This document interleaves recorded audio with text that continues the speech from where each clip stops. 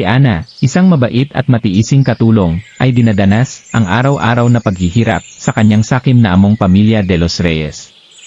Sa tulong ng isang duwendeng kanyang iniligtas, siya'y pinagpala ng malaking premyo sa loto. Gamit ang yaman, hindi niya ipinaghiganti ang paghihirap kundi ginamit ito upang tulungan ang sariling pamilya at komunidad. Ngunit ang pagbabago ng kapalaran niya ay nagdulot ng pagkahumaling at pagbagsak ng mga de los Reyes. Sa huli, natuklasan niya ang lihim ng tunay na kayamanan, ang kabutihan, pagpapatawad, at pagmamahal sa kapwa. Ikaw kahiwaga. Ano ang iyong gagawin kung bigla kang yumaman, ngunit may mga taong nagdulot ng pighati sa iyo? Itutuloy mo ba ang paghihiganti o pipiliin mong magpatawad? Ating pakinggan dito sa ating kwento. Sa maliit na bayan ng San Agustin, may nakatirang isang mabait at masipag na katulong na nagngangalang Ana. 20 taon na siyang naglilingkod sa pamilya de los Reyes, isang mayamang angkan na kilala sa kanilang kayabangan at pamamaliit sa mga tao. Si Don Ramon, ang ama ng pamilya, ay isang negosyanteng sakim, habang si Dona Esmeralda, ang reyna ng pagmamalabis, ay laging naghahanap ng kamalian sa gawa ng iba. Ang tahanan nila ay isang malaking mansyon, ngunit para kay Ana, ito'y isang piitan na puno ng pasan-pasang hirap. Araw-araw, gumigising si Ana ng alas 3 ng umaga upang maglinis, magluto, at asikasuhin ang 4 na pasaway na anak ng mga de los Reyes. Madalas siyang pagalitan ni Dona Esmeralda, kahit walang dahilan, at minsan ay pinagkakalat pa nito ang perang pampaaral ng anak ni Ana na si Ligaya, na nagsisikap maging guro. Utang na loob mo pa yan sa amin, madalas igiit ng amo. Ngunit sa kabila ng lahat, nanatiling matiisin at mapagpasensya si Ana, ang kanyang pangarap para kay Ligaya ang nagbibigay lakas sa kanya. Isang gabi, habang nagwawalis si Ana sa likod bahay, may narinig siyang mahinang tinig na humihingi ng tulong. Tulungan mo ako eh. Lumingon siya at nakita ang isang maliit na lalaki, na kasing laki lamang ng bote ng alak, nakasuot ng kulay ginto na damit at may mahabang balbas. Nataranta si Ana, ngunit naalala niya ang kwento ng kanyang lola tungkol sa mga duwende, mga maliliit na nilalang na mapagbiro, ngunit maaaring maging kaibigan kung rerespetuhin. Bakit ka humihingi ng tulong? Tanong ni Ana, nang may pangamba. Naipit ang aking sombrero sa sanga ng puno, sagot ng duwende. Sa ilalim ng puno ng kalamansi, nakita ni Ana ang pulang sombrero na nakasabit sa tinik. Dahan-dahan niyang inalis ito at inabot sa duwende. Salamat, Ana. Mabuti kang tao. Hindi tulad ng mga amo mo, babalikan kita, may regalo ako para sa'yo. Anang duwende. Kinabukasan, habang nagliligpit ng mga tuyong dahon sa hardin, nakita ulit ni Ana ang duwende. Inabot nito ang isang papel na may nakasulat na 6 na numero, 12, 24, 35, 41, 48, 50. Pumunta ka sa Lotto Outlet at tayaan mo ang numerong ito. Mananalo ka, sabi ng duwende. Sumunod si Ana, gamit ang huling 200 piso na para sana sa gamot ng kanyang inang may sakit. Lingid sa kaalaman niya, ang numerong iyon ang magwawagi sa jackpot na 500 milyon. Nang mabalitaan niyang siya ang nagwagi, halos hindi siya makapaniwala. Ginamit niya ang pera upang ipagamot ang kanyang ina, tapusin ang pag-aaral ni Ligaya, at bumili ng maliit na bahay at tindahan. Ngunit hindi niya kinainisan ang de los Reyes. Sa halip, binigyan pa niya sila ng sobre na may pera bilang pasasalamat sa pagkakataong ibinigay nila sa kanya. Ngunit ang mag-asawang de los Reyes ay nagalit sa halip na magpasalamat. Dapat lahat ng pera ay sa amin yan. Ikaw ay isang katulong lang, sigaw ni Don Ramon. Pinilit nilang kunin ang natitirang pera ni Ana. Sa pamamagitan ng pananakot, ngunit isang gabi, nangyari ang di inaasahan. Habang naghahanda silang pasukin ang bahay ni Ana, biglang lumitaw ang duwende at ginulo ang kanilang paningin. Nagtakbuhan ang mga de los Reyes ng walang direksyon, at sa kanilang pagmamadali, nadula si Dona Esmeralda sa putik at nawala ang hiyang dala ng kanilang kawalanhiyaan. Si Ana ay nanatiling mapagkumbaba. Itinayo niya ang itindahan ni Analiza, na naging sentro ng tulong sa komunidad, nagbibigay ng libreng pagkain sa mga batang lansangan at pautang sa mga kapwa niya maralita. Si Ligaya, na naging guro, ay nagturo ng literacy program sa kanilang barangay.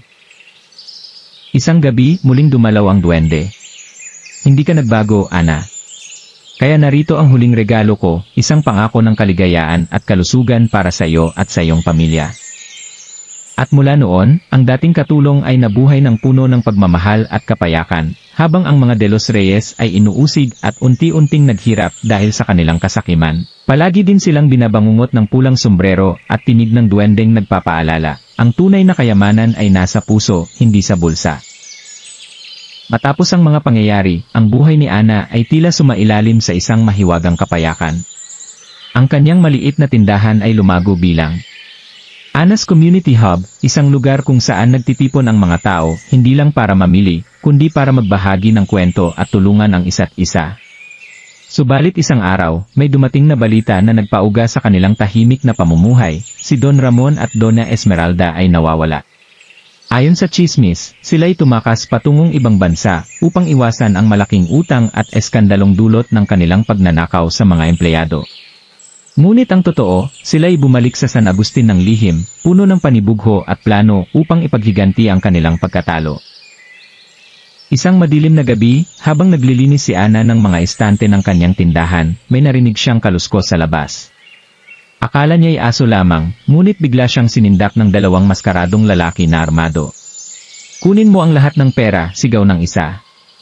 Subalit bago pa man sila makalapit, isang pamilyar na tinig ang umalingaw-ngaw. "Gamitin mo ang hiyas." Sa likuran ng mga magnanakaw, sumilay ang maliit na duwende. Agad na naalala ni Ana, ang pulang hiyas na ibinigay nito sa kanya isang taon na ang nakalilipas. Isang regalong sinabi ng duwende na gamitin lamang sa pinakamadilim na sandali. Hinugot niya ito mula sa kanyang bulsa at pinisil ng mahigpit. Biglang nagliwanag ang buong lugar, at ang mga magnanakaw ay napaurong sa lakas ng liwanag. Nang maglaho ang ilaw, nakita nilang ang mga armas nila ay naging mga sanga ng puno, at ang kanilang mga mukhay na alisan ng maskara. Kilala ng lahat, sila pala'y mga tauhan ng De Los Reyes na sinuhulan upang takutin si Ana. Kinabukasan, ang balita ay kumalat sa buong bayan. Ang mga De Los Reyes, na napatunayang nasa likod ng pag-atake, ay dinakip ng otoridad. Subalit sa halip na makulong, nagpakamatay si Don Ramon sa kanyang selda, dala ng labis na kahihiyan. Si Donna Esmeralda naman ay nagtago sa kabubatan, at ayon sa mga kwento, siya'y nababaliw na raw, laging nagsisigaw ng paumanhin sa tuwing sasapit ang gabi. Habang unti-unting bumabangon ang komunidad, may isang estranghero ang dumating sa San Agustin, isang binatang nagngangalang Andres, na nagpakilalang anak sa labas ni Don Ramon. Hindi tulad ng kanyang ama, si Andres ay mapagkumbaba at may mabuting kalooban. Nagtungo siya kay Ana upang humingi ng tawad sa ngalan ng kanyang pamilya. "Wala akong pakialam sa yaman nila. Nais ko lang magsimula ulit," anya. Sa simula, nag-alinlangan ng mga tao, ngunit ipinakita ni Andres ang kanyang katapatan. Tumulong siya sa pagpapalawak ng literacy program ni Ligaya, at naging tagapagtanggol ng mga mahihirap laban sa mga mapang-abusong negosyante. Unti-unti, naging malapit siya kay Ana, na itinuring siyang parang anak. Isang gabing bilog ang buwan, muling dumalaw ang duwende. "Ana, may huling pagsubok kayo ni Andres, sa ilalim ng balete, may nakabaon na kayamanang hindi pera, kundi kasaysayan ng inyong angkan." Anito. Sumunod sina Ana at Andres sa duwende. Sa ilalim ng puno, natagpuan nila ang isang lumang kahoy na kahon na puno ng mga sulat at larawan. Doon nabunyag na ang mga De Los Reyes ay dating mga maralita rin, at si Don Ramon ay inampon lang ng mayamang pamilya. Ang tunay na lahi ni Andres ay mula sa mga naapiring magsasaka, ang parehong dugo ni Ana. Gamit ang natuklasan, pinagsama ni Andres at Ana ang komunidad upang itayo ang museo ng San Agustin, kung saan itinatampok ang kwento ng bawat pamilya, mga dinaan ng hirap at tagumpay. Dito, natuto ang mga tao na ang yaman ay hindi nasusukat sa salapi, kundi sa pagkakaisa at pagkilala sa sariling ugat at pinagmulan. 20 taon ang lumipas. Si Ana, ngayon ay lola na, ay patuloy na nagbibigay ng aral sa mga bata sa pamamagitan ng kanyang mga kwento. Si Andres at Ligaya ay naging mag-asawa, at pinamunuan nila ang bayan bilang mga lider na tapat. Ang duwende ay hindi na muling nagpakita, ngunit ang kanyang mga salita ay nananatiling buhay, ang lahi ng pagmamahal ay hindi kailanman magwawakas. At sa gitna ng makulay na hardin ng museo, may isang maliit na estatwa ng duwendeng nakangiti, sa tabi nito'y nakaukit. Sa bawat pagkilos ng kabutihan, may duwendeng nagdarasal para sa'yo. Moral, ang kasaysayan at pagmamahal ay nag-ugnay sa atin, kung paanong ang mga ugat ng puno ay nagtatagpo sa ilalim, ang mga puso ng tao ay nagkakaisa sa diwa ng pagpapatawad at pag-asa. Yan po ang ating kwento mga kahiwaga. Ang kwento ni Ana, na binigyang swerte ng isang duwende. Ano ang masasabi niyo sa kanyang kwento? At sa naging kapalaran ng mga De Los Reyes. Kung nagustuhan niyo ang ating kwento ay palike naman po ng ating video, mag-comment na din po kayo, at huwag kalimutang mag-subscribe at pindutin ang notification bell, para lagi kayong updated sa mga ilalapag pa nating kwento. Hanggang dito na lang muna ang ating kwento. Hanggang sa muli nating kwentuhan. Dito, sa Mahiwagang Kwento ni Lolo.